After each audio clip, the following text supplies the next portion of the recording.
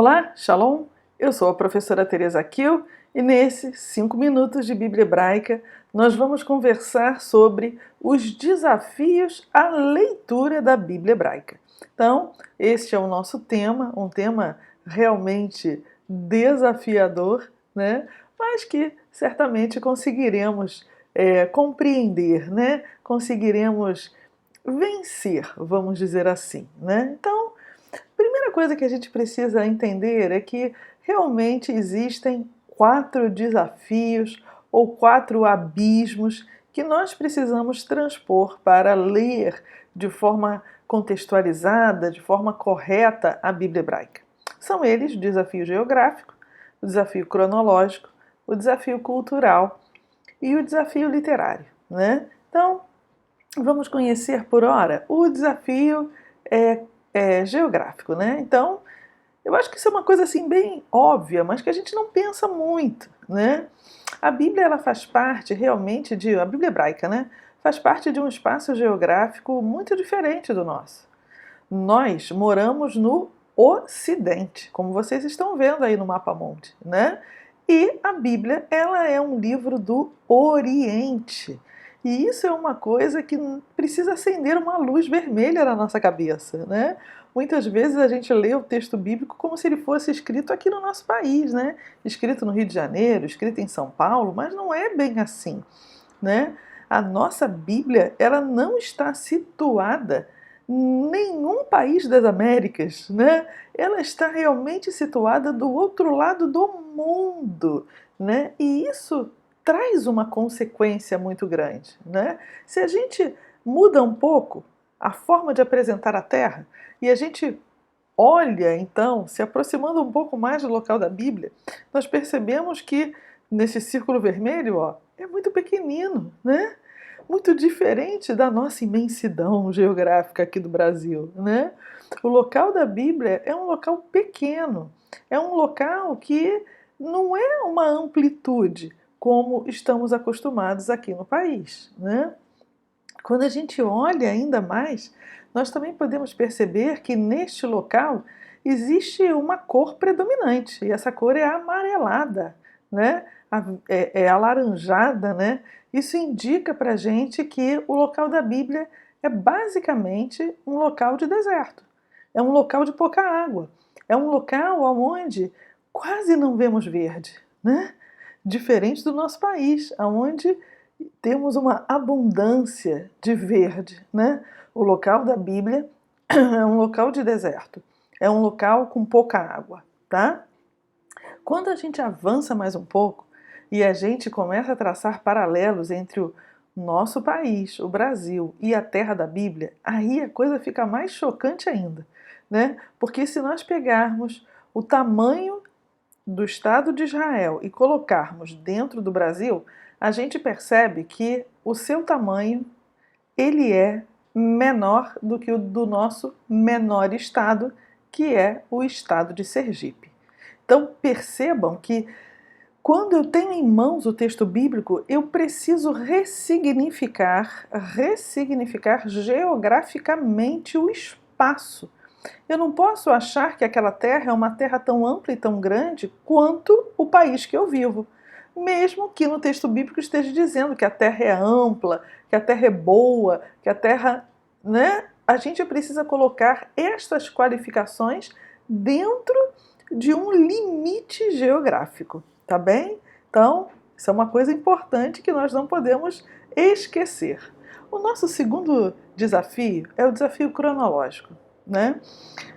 O texto bíblico, né, ou quem foi usado para escrever o texto bíblico, viveu num outro tempo, né? E esse outro tempo é um tempo muito distante do nosso. Nós, infelizmente, não podemos conversar, por exemplo, com os autores do texto, né?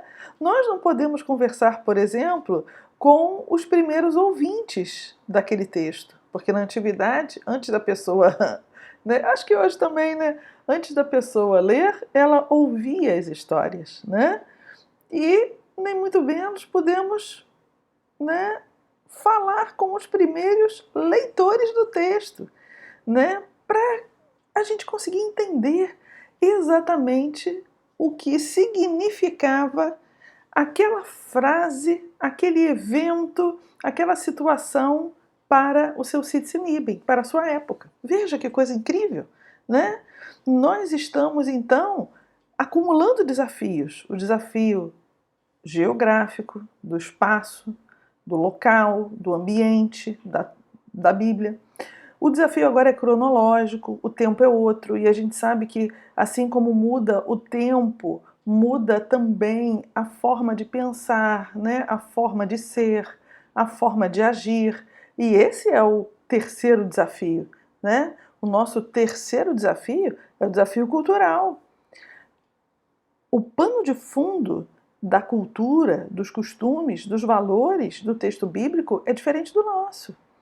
O jeito de olhar para a vida, o jeito de olhar o mundo mudou muito do tempo bíblico para o nosso tempo, né? E nós precisamos aprender sobre isso. Nós, se quisermos ler a Bíblia hebraica de forma ajustada, contextualizada e séria, nós precisamos aprender como que era o olhar para a vida nos tempos bíblicos. Nós precisamos aprender como era entender, né, o tempo, entender os momentos históricos do templo da Bíblia hebraica. Então a cultura é diferente. Olhem só essa foto que eu coloquei. Aqui nós temos dois casais, não, nós temos um casal, né, duas pessoas de namorados na Israel moderna, né? Andando de mão dadas, mas com armas, né? Então veja, isso para nós é um pouco estranho, mas para eles é super normal. Quantas vezes já não fui a Israel e junto comigo no elevador subiram soldados armados e eles não estavam nem aí. Eu fiquei apavorada. Mas eles, coisa mais natural do mundo. Quando nós morremos, geralmente as pessoas vestem preto. Pois bem, lá veste-se branco. Geralmente, sobre as lápides, aqui no Ocidente, nós jogamos flores. Lá se colocam pedras. Quem não lembra da cena final da lista de Schindler, né? Onde tem as pessoas caminhando e botando pedras em cima de lápides. Por que pedras e não flores? Porque as flores murcham, morrem logo. As pedras não, duram eternamente. Quanto mais pedras uma lápide recebe, mais honrada e importante era a pessoa para a sua comunidade. Então veja só que diferença. Eu preciso conhecer os valores, o costume, a forma de olhar a vida nos tempos bíblicos, para que quando eu leio a Bíblia hebraica, eu entendo exatamente o que eu estou lendo. Por fim, nosso último desafio. E esse é um desafio gostoso, eu acho, né? Que é o desafio literário, né? O estilo e a forma da escrita dos textos bíblicos diferem muito do nosso, né? Eu tenho as nossas Bíblias hebraicas, elas são escritas numa língua muito diferente da nossa, foram escritas em hebraico. O nosso alfabeto contém letras e vogais. O deles só contém letras, só consoantes, né? O nosso alfabeto começa com A, B, C, D, E, mas o deles não. O dele é Aleph, Beit, Gimel, Dalet, e o Aleph não é o A. O Aleph é uma consoante muda. Então vejam que só é sonorizado se estiver junto a ela uma vogal. Mas no elenco das consoantes do alfabeto hebraico, nenhuma é uma vogal. Isso é só um detalhe, né? Aqui, se eu quero falar um coração grande, eu posso falar um coraçãozão, né? Em hebraico, não. Em hebraico, não existe esse superlativo como eu faço aqui, esse aumentativo como eu faço aqui. Para eu fazer um aumentativo em hebraico, eu boto duas palavras uma ao lado da outra, né? Então, vejam, duas palavras iguais, né? Uma ao lado da outra. Então, vejam que existem peculiaridades linguísticas que eu preciso conhecer, né? Porque se eu não conheço as expressões incomuns, se eu não entendo os gêneros literários, né, que a Bíblia hebraica ela é escrita, tudo isso dificulta muito o quê? A minha compreensão do texto. É por isso que muitas vezes nós vemos pessoas falando determinadas coisas que não são reais. como por exemplo, Gênesis 1 é um poema. Gênesis 1 não é um poema, é uma narrativa. Existe uma forma da Bíblia hebraica demonstrar graficamente, né, na sua diagramação, a diferença entre uma narrativa e uma poesia, entre uma narrativa e um salmo, né? Então, Gênesis 1 não é um poema, é uma narrativa. Uma narrativa linda, linda. Parece até uma poesia? Parece, mas é uma narrativa. Então percebam que para que eu entenda bem o texto da Bíblia hebraica, eu preciso vencer o abismo ou o desafio literário que ela me apresenta. Quanto mais eu conhecer a língua original, quanto mais eu conhecer, né, as peculiaridades do hebraico bíblico, de outras línguas até mesmo antigas da época do hebraico, melhor eu vou compreender o texto da Bíblia hebraica, né? Então, meus amigos, esses eram os desafios que eu queria deixar com vocês hoje, para que vocês reflitam e para que vocês também aprofundem um pouco a pesquisa sobre esses desafios, porque esses vídeos são starts, né?